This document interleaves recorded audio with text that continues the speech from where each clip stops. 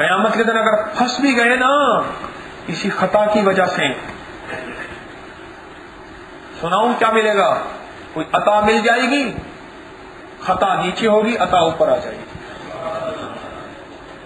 ہاں، میرے اللہ کو اپنے بندے کی خدمت اتنی پسند ہے، اتنی پسند ہے کہ تو صرف 3 مٹھیاں ڈال لے قبر میں دفن کرتے ہوئے، اس کا نفع بھی سن لے۔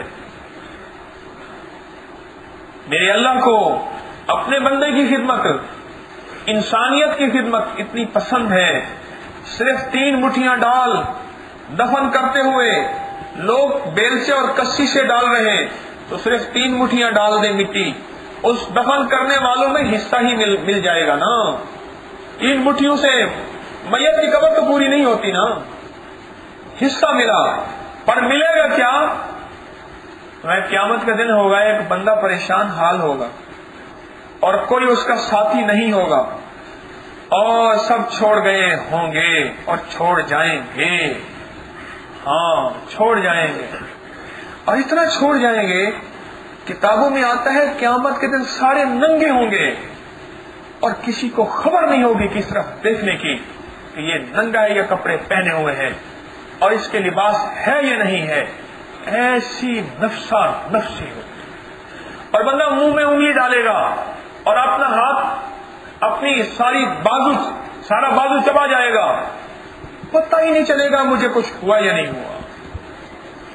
ایسی نفسا نفسی، مائیں اپنے بیٹوں بچوں کو بھول جائیں گی، بہنیں اپنے بھائیوں کو بھول جائیں گی، بیوی اپنے شوہر کو بھول جائیں گی، زندگی کی نفسا نفسی کی انتہا ہوگی، انتہا ہوگی۔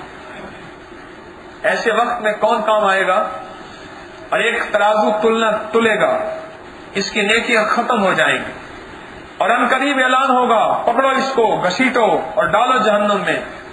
پر اچانک اوپر سے ایک تھیلی گرے گی اور تھیلی آئے گی اس ترازو کے اندر، اور ترازو کے اوپر جب تھیلی آئے گی اچانک ترازو جھک جائے گا اور اعلان ہو جائے گا جا تیرے لیے ہمیشہ ہمیشہ کی جنت، ہمیشہ ہمیشہ کی جنت، جا تیرے لیے ہمیشہ ہمیشہ کی جنت، جا تیرے لیے ہمیشہ ہمیشہ کی جنت۔ یہ کہے گا یا اللہ یہ تھیلی کہاں سے آئی؟ تو فرمایا جائے گا ایک میت کو تو نے دفن کیا تھا، اس کی 3 مٹھیاں ڈالی تھی، یہ اسی کا اجر ہے۔ واہ مولا واہ۔